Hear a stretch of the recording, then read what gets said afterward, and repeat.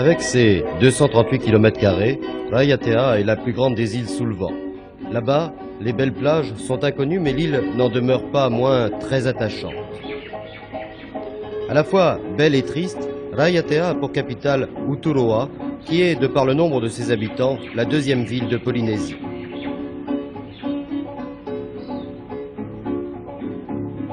Chef-lieu des îles sous le vent, érigée en commune le 18 juin 1945, Uturoa s'étire tout en longueur. Une seule route avec de chaque côté des maisons, des magasins, des écoles, des bâtiments administratifs et, sauf au centre de l'agglomération, beaucoup de verdure.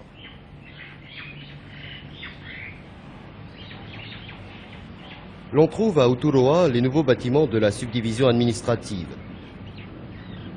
Un dispensaire pour les soins et un hôpital de 80 lits dont 17 sont réservés à la maternité.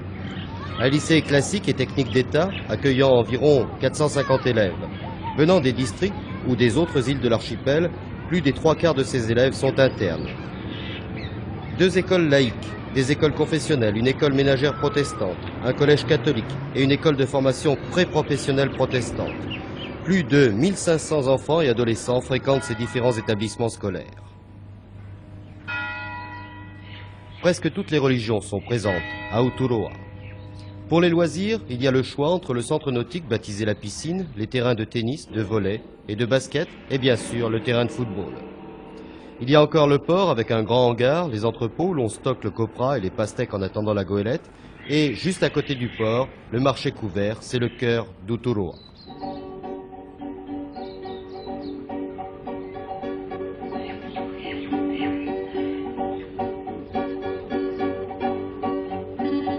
Uturoa ne serait pas Uturoa s'il n'y avait aussi l'aérodrome qui comprend une piste de 1400 mètres et depuis quelques mois la nouvelle aérogare qui est, on ne répétera jamais assez, en parfaite harmonie avec cette île.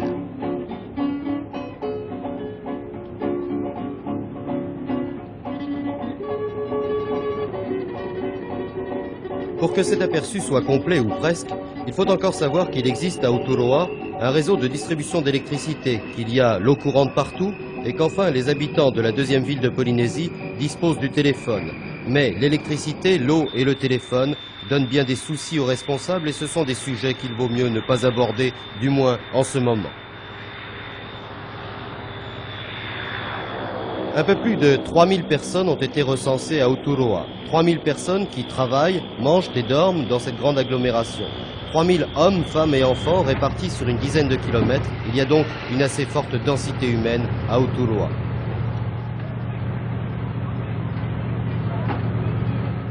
Partant à la découverte de cette ville, une équipe de Télé Tahiti a débarqué un samedi matin sur la piste de l'aérodrome.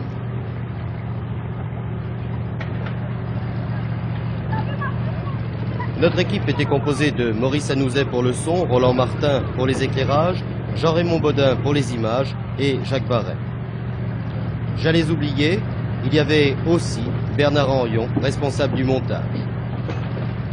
Si vous décidez de visiter Uturoa, un conseil, n'y allez pas le week-end, car la première image perçue est celle d'une ville abandonnée, d'une ville morte, à tel point que nous n'avons pu résister, mais les habitants d'Uturoa nous pardonneront.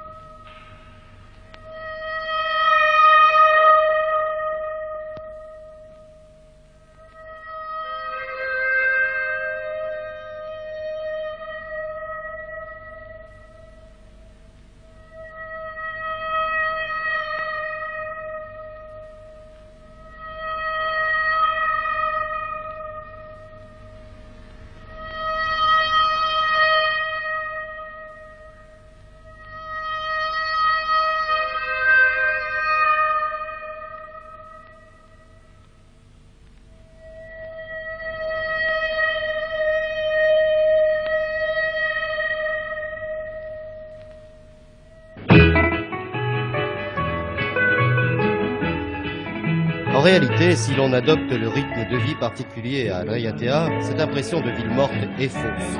Nous avons pu nous en rendre compte dès le week-end suivant. Un week-end particulièrement chargé avec tout d'abord, sous le hangar du port, un grand bal. Au seul nombre des décibels enregistrés ce vendredi soir, la manifestation a obtenu le plus grand succès. C'est le cas d'ailleurs de tous les bals organisés à Uturoa, chaque bal étant une occasion de sortir, une occasion de s'amuser.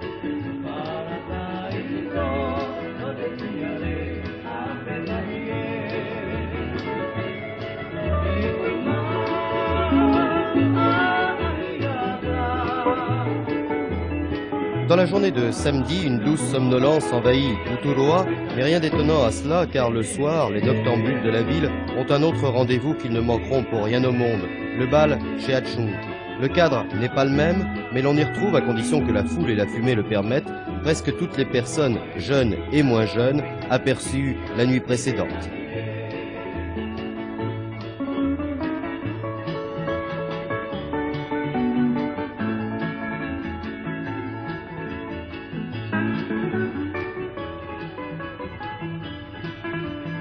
Et si vous arrivez à faire comme l'on dit la fermeture, si vous parvenez à ne pas vous endormir, faites alors quelques pas en direction du port et asseyez-vous près du marché.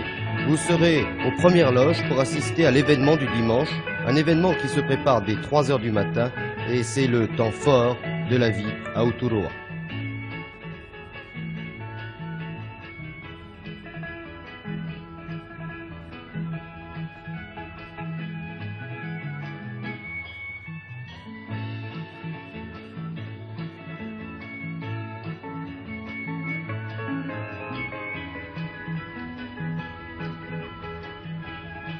Placé au cœur de la ville assoupie, vous apercevrez soudain un être vivant, et en prêtant l'oreille, vous entendrez différents bruits, difficiles à identifier tout d'abord, mais toutes sortes de frémissements, de murmures, de sons qui vous prouvent que la vie reprend petit à petit. Bon, bien sûr, ce n'est nullement comparable à ce que l'on peut entendre près de la route de ceinture à Tahiti, mais chaque île a son propre rythme de vie.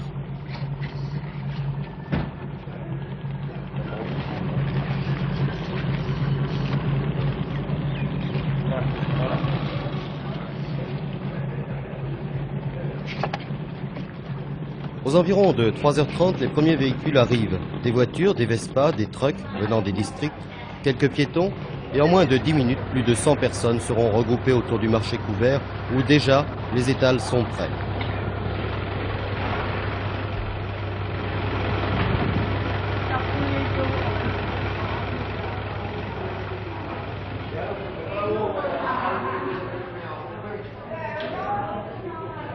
Relégués à l'extérieur du bâtiment, les produits de la mer sont les premiers qui sautent aux yeux. Il y a des poissons frais, pêchés la veille ou au cours de la nuit à Avera, Opoa ou Fetuna. Il y a aussi du poisson congelé. Les premiers arrivés sont les premiers servis, et faute de grive, il faut bien se contenter de merle. Encore que, me direz-vous, le pâté de merle corse, mais il s'agit là d'une toute autre histoire.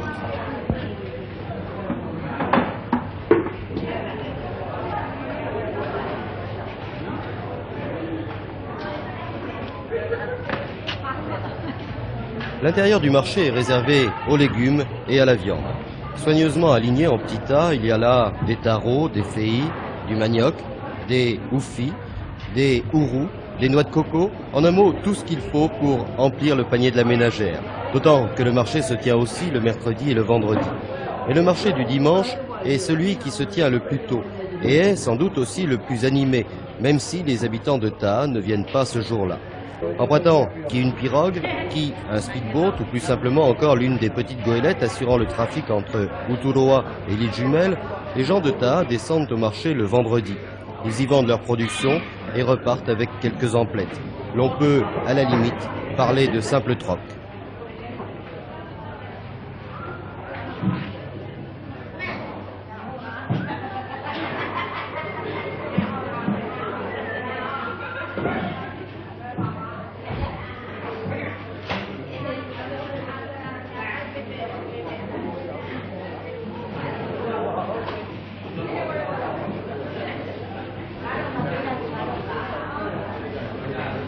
Sous le toit de ce marché, autour du bâtiment et dans les rues avoisinantes, flotte une délicieuse odeur de frifri, de quoi vous donner l'eau à la bouche, et si vous succombez à la tentation, elle est très grande, De quoi vous faire patienter encore un peu avant d'aller mettre les pieds sous une table.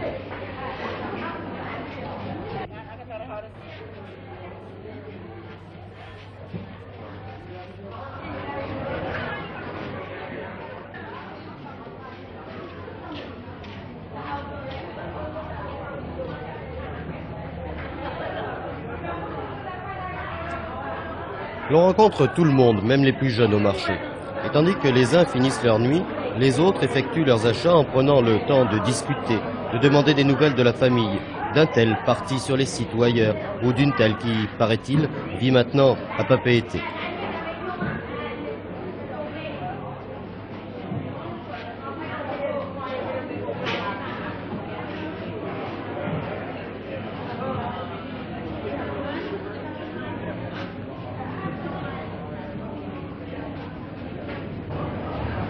Les minutes s'égrènent ainsi lentement, les étals n'ont guère changé de visage et pourtant les marchandises exposées partent rapidement.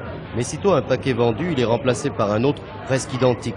Tout simplement, l'on n'expose pas tout en même temps.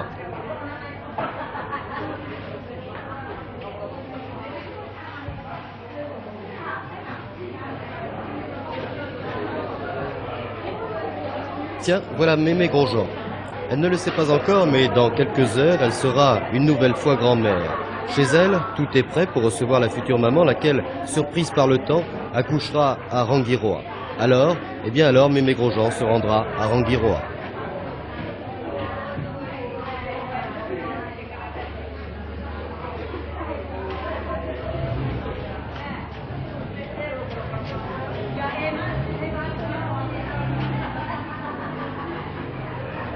Vers 5h30, les mouteuils, qui sont là depuis l'ouverture des portes, passent entre les étalages afin d'encaisser la taxe. Les clients sont moins nombreux, les premières voitures s'en repartent, tandis que les trucks se remplissent petit à petit.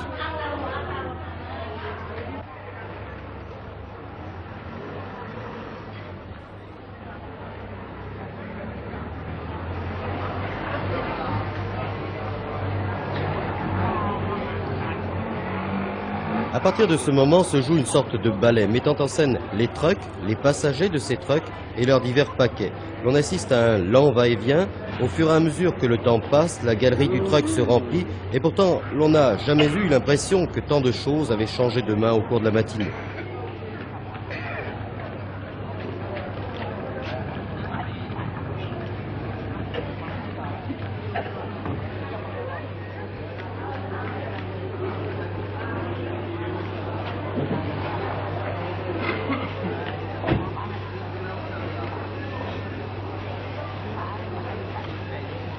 Le centre d'intérêt n'est plus le même maintenant. La foule a quitté le marché pour se rendre dans les boutiques et les restaurants. Il faut bien manger un peu. Quelques-uns vont même chez le coiffeur, installé à 2 pas.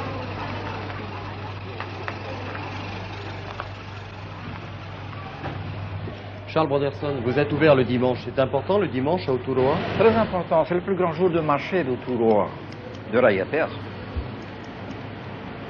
Et il y a beaucoup de monde ce jour-là pour mon travail, alors je viens de très bonne heure, vers 4 heures du matin.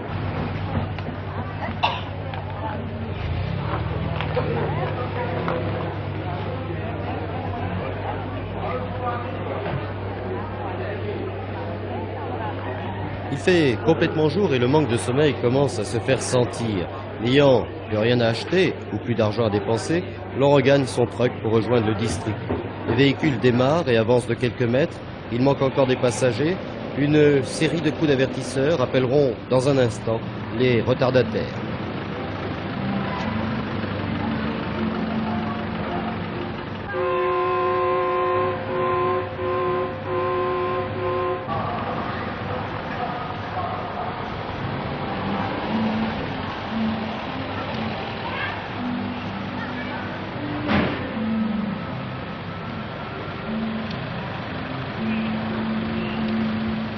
Les étals sont maintenant complètement vides, le sol a été balayé et lavé, les portes sont refermées, le marché est fini. Le temps de charger les divers paquets et les trucks prendront la route, les uns vers Opoa, les autres vers Avera.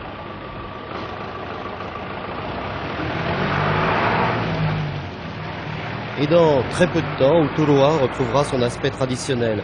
Uturoa semblera à nouveau au touriste désespérément vide et il se demandera où sont passés ces 3000 habitants. Il lui manquera alors l'explication du proviseur du lycée. Je crois qu'il faut se rendre à cette évidence que Raiatea est une ville-marché. Vous l'avez peut-être vu par le marché de Raiatea qui fonctionne 3 jours par semaine, le lundi, le mercredi et le vendredi. Et vous avez dû sans doute constater qu'il y a une différence de rythme, une différence d'affluence, vraiment une différence dans la vie de cette ville qui vit aux heures de marché et qui semble dormir ou entrer en léthargie aux autres heures. Je pense que tout ceci est un peu trompeur pour le touriste, je dirais pas pour les gens de FR3, mais pour le touriste sans doute. Car en dehors de ces activités apparentes, il y a un certain nombre d'activités très importantes et qui ne sont peut-être pas visibles, que l'on ne voit peut-être pas. D'abord cette rue centrale de Raiatea qui est une rue commerçante. Si sous les vérandas on a l'impression que certains font la sieste, je pense que derrière les vérandas, derrière les vitrines de magasins, dans les arrière-boutiques, on travaille énormément. Malgré cette torpeur, cette léthargie apparente, Uturoa exerce sur ses habitants un attrait permanent, une espèce de magnétisme. Depuis quand vivez-vous à Uturoa? Je suis né dans le pays, ça fait 60 ans que je suis là. Vous avez cependant quitté à un moment Uturoa pour aller ailleurs. Oui, j'ai quitté Raiatea à l'âge de 17 ans pour me rendre à Tahiti. J'ai travaillé un peu là pour quelques temps, jusqu'en 1945, date que je suis revenu ici pour repartir ensuite sur Makatea. J'ai travaillé là-bas comme charpentier de marine. Vous n'avez pas toujours été donc coiffeur? Non, non, pas du tout. C'est en revenant de Makatea que j'ai commencé vraiment à pratiquer, c'est-à-dire en 50, le métier de coiffeur.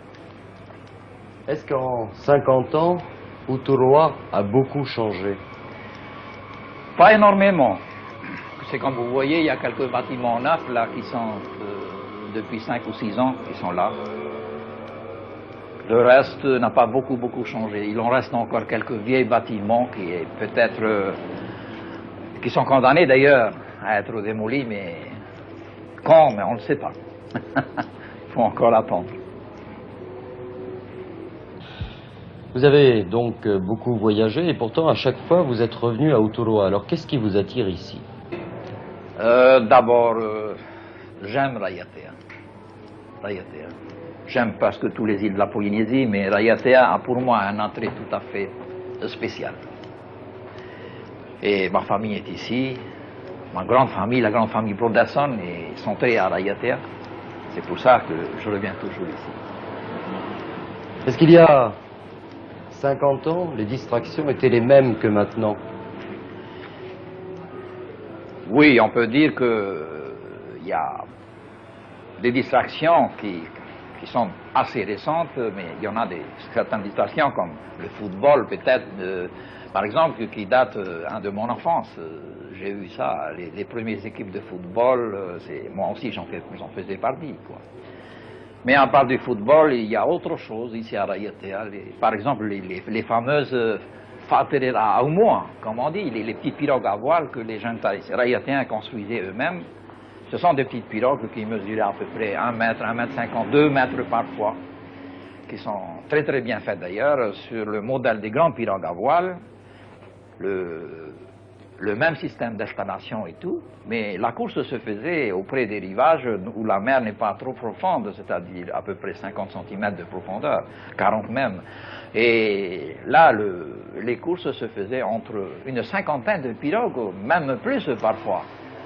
Alors, tous les propriétaires de pirogues se mettaient derrière leur pirogue et puis alors,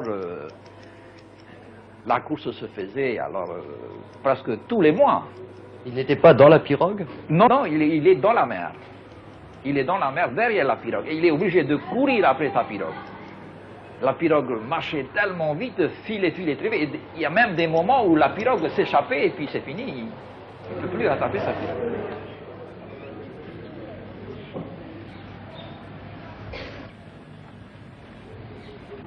Vous-même, vous avez des distractions certainement depuis votre enfance. Quel est votre hobby? Bah, mon hobby, c'est plutôt la collection des arts anciens. Tout ce qui est archéologie ancienne, quoi. J'aime beaucoup ça. Et ça, c'est vraiment mon passe-temps. Et les chevaux? Les chevaux, oui, j'aime beaucoup les chevaux. J'ai toujours vécu dans les chevaux depuis mon enfance. J'ai eu des chevaux moi-même, j'ai fait des courses, j'ai gagné des courses.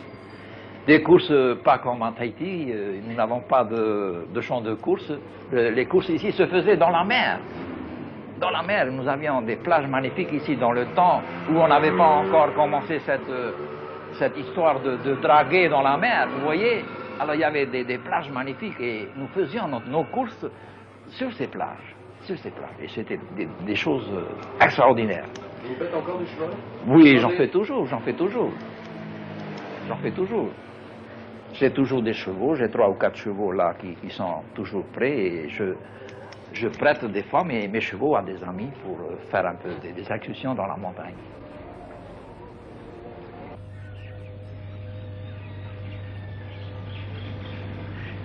Le temps de bavarder un moment avec Charles Broderson, et déjà l'on ne voit plus grand monde autour du marché. Il y a pourtant encore quelques personnes dans les différents magasins, mais c'est évident, l'heure de pointe est maintenant passée. Les animaux commencent à prendre possession des rues, ils pourront en profiter jusqu'au soir.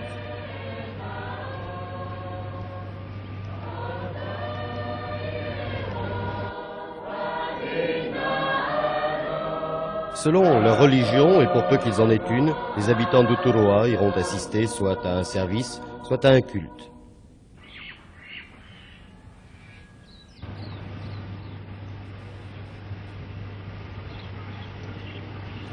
Autre rendez-vous traditionnel du week-end, l'école du dimanche. Bonjour. Le pas de ces élèves disciplinés et polis et le son des cloches égrenant lentement les heures seront parmi les derniers bruits entendus.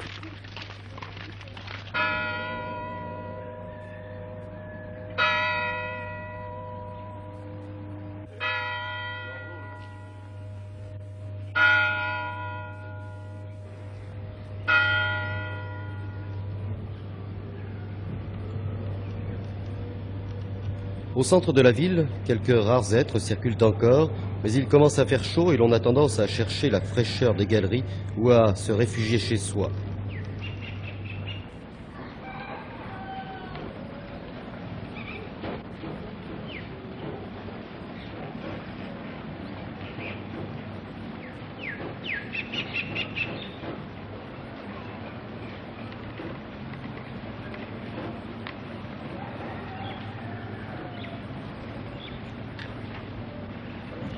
Il est à peine 10h15, Uturoa a maintenant son visage des dimanches, la chaleur écrase tout, inutile de chercher la moindre trace de vie, même les chiens sont à l'ombre. Seuls les pigeons restent visibles, ils ont envahi la place du marché sans crainte d'être dérangés.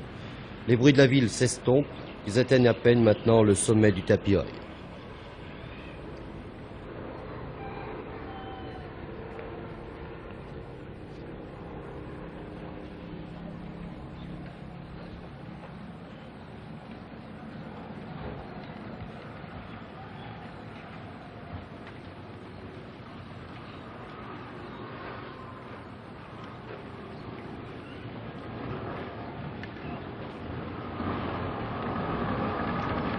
Dans l'après-midi de ce dimanche, désespérant de rencontrer quiconque à Uturoa, nous avons sauté dans la roue d'un truck qui allait en direction de la côte ouest. Notre souci principal, voir comment se passait le dimanche là-bas, essayer de comprendre où était passée la population de Raiatea.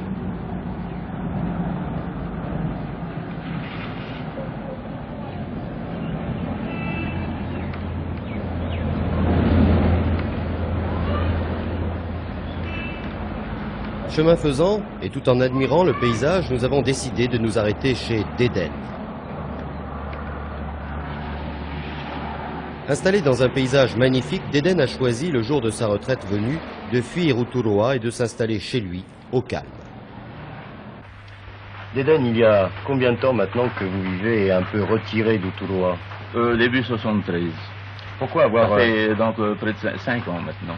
pourquoi avoir choisi de s'éloigner comme ça de la ville? Ici, c'est un coin que je connais très bien. J'ai passé une bonne partie de mon enfance ici. Et c'est pourquoi je suis revenu dans le coin. Mais vous vous sentez pas trop isolé? Du tout, du tout. J'ai beaucoup d'amis qui viennent me voir, même de Tahiti, de Uturoa. Vous voyez ceux qui viennent de passer tout à l'heure là. C'est un de mes beaux-frères. Tous les 15 jours, il vient rendre visite ici. On tamaille ici, comme de bons Tahitiens d'autrefois. Vous êtes à la retraite, mais vous arrivez quand même à vous occuper au cours de la journée. Comment ça se passe une de vos journées? La journée, ça se passe ainsi. Le matin, je me réveille, je fais la propreté de ma cour, puis après, je vais dans mes plantations, je vais à la pêche, et puis on passe la journée ainsi. Et quand il pleut, comme aujourd'hui, par exemple, qu'est-ce que l'on fait? Quand il pleut aujourd'hui, eh ben, on ne travaille pas, mais on peut aller à la pêche, quand même. Et ça mord dans quoi? Eh bien sûr, soit la pêche à la ligne, soit la pêche au filet. Vous avez dans un parc, vous avez des poissons. Ce sont des poissons, c'est la réserve pour les manger ou bien? Ah, ça, ce sont les poissons pour les yeux. J'ai des petits-enfants, j'ai des enfants. Quand mes enfants viennent de Tahiti, mes petits-enfants, ils viennent directement chez leur papa, chez leur grand-père. Et puis, c'est leur admiration, tout ça. C'est ce que je fais. Ce n'est pas pour manger. Juste pour les regarder? Pour les regarder. Vous aimez les poissons? Je me suis dit un jour, pourquoi qu'on élèverait des chats, pourquoi qu'on élèverait des cochons, pourquoi qu'on élèverait des chiens et des poulets, pourquoi qu'on n'essaierait pas d'élever des poissons. Hein? Dédène, vous vivez dans un cadre merveilleux. Est-ce que vous vous sentez heureux de vivre? Tout à fait heureux. À Uturoa? À Raiatea? Beaucoup plus heureux que si j'avais habité Uturoa. Pourquoi? Hein? Pardon. Uturoa, eh ben, on s'ennuierait, Uturoa. Uturoa, qu'est-ce que je ferais à Uturoa? Et pourtant, il y a une certaine animation. Je pense pas que pour une personne qui se met à la retraite, l'animation d'une ville comme Uturoa serait intéressante pour lui. Hein? Du tout. J'ai une terre de 50 hectares à Taha. J'y mets les pieds, je ne sais pas, peut-être une fois tous les 2 ans. Hein? Tous les 2 ans, mais ça ne m'intéresse pas. Ici, je suis chez moi, je suis heureux. Et quand mes enfants viennent me voir, je suis encore beaucoup plus heureux. Beaucoup plus. Mais je vis presque un paradis ici, dans ce petit Mirimiri. Bon, alors on y va voir ces poissons. Qu'est-ce que vous avez comme sorte de poisson? Oh, des Napoléons, des Paraïs, des Topos, des Taïas, des tout voilà, comme vous avez ça, les Taïas. Et encore? Une tortue, moi? Une tortue. Pas mal grosse, oui, moyen.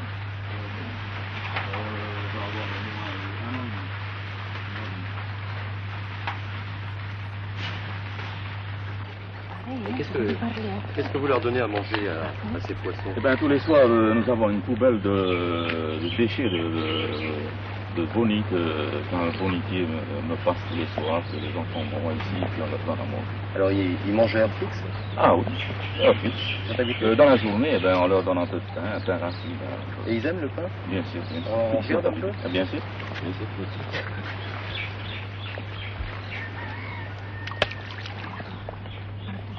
Spectaculaire.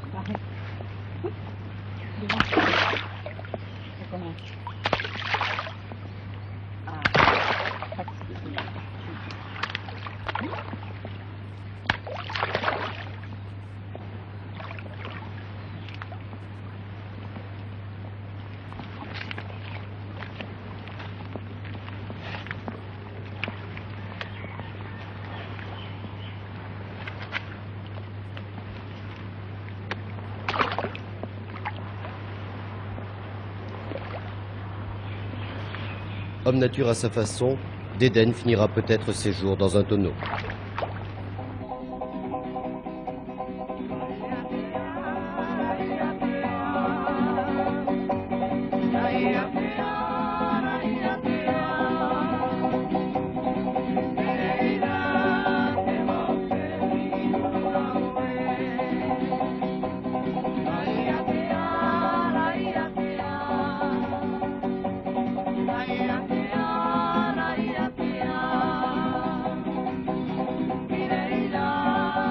Quittant le beau domaine de Mirimiri, nous avons poursuivi notre route vers Opoa.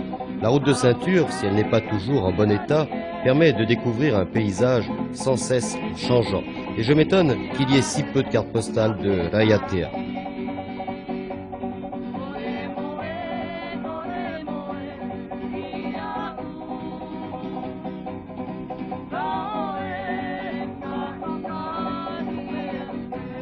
Quelques maisons sont disséminées, ça et là. Elles sont soigneusement entretenues, et si l'on regarde avec attention, avec indiscrétion même, l'on devine que des hommes, des femmes sont présents. Mais c'est encore l'heure de la sieste, et seuls les enfants sont dehors.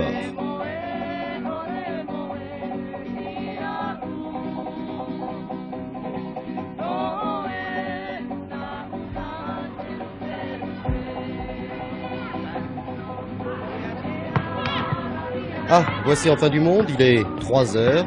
Nous sommes à Tapu Tapu Atea, un site archéologique connu dans le monde entier.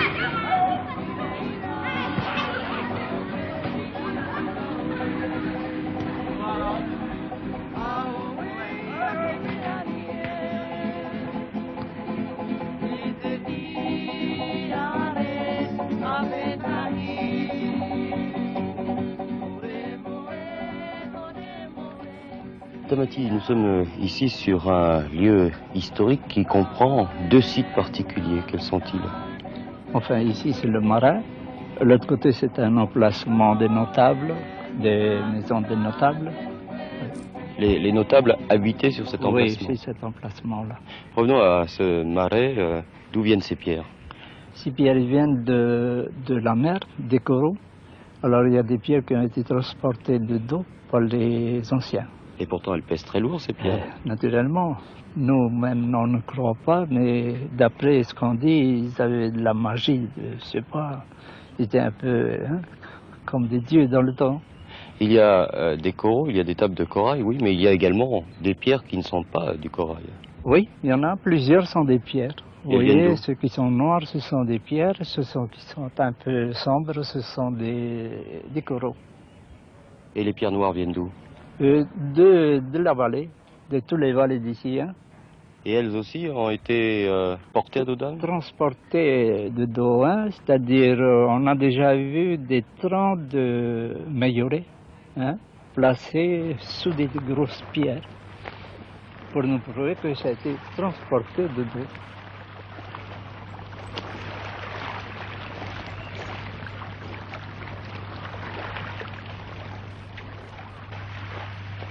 La recherche des vestiges d'un autre temps, qu'il soit en surface ou en profondeur, est l'une des occupations des habitants de Raiatea pendant le week-end. Mais il y a aussi la pêche, les eaux sont très poissonneuses, la voile, les sorties en mer et bien sûr les pique-niques sur les motus avec ou sans nono.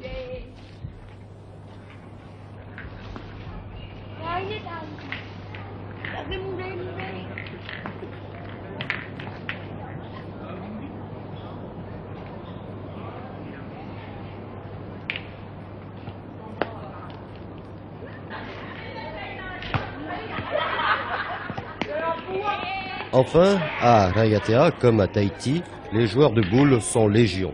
Leur terrain est tout trouvé, la route. Et si, d'aventure, un véhicule passe, son conducteur prend bien garde à ne pas déplacer le jeu.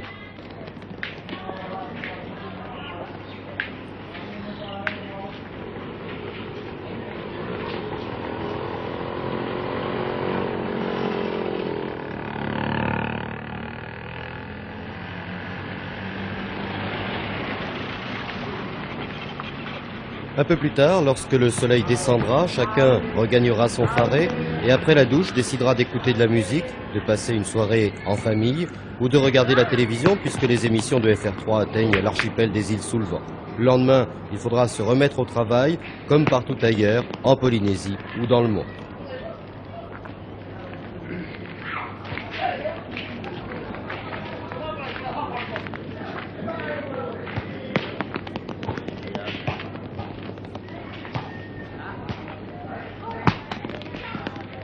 Vous le voyez, Raiatea est finalement une île comme les autres. Une île où il fait bon vivre, mais une île qui ne se laisse pas deviner rapidement. Pour essayer de connaître un petit peu Raiatea, de mieux comprendre la façon de vivre de ses habitants, il faut rester plus de 48 heures sur place. Il faut quitter son lieu de résidence, ne pas hésiter à se lever très tôt, se promener sans but précis, se laisser aller, adopter enfin le rythme de vie de Rayatea.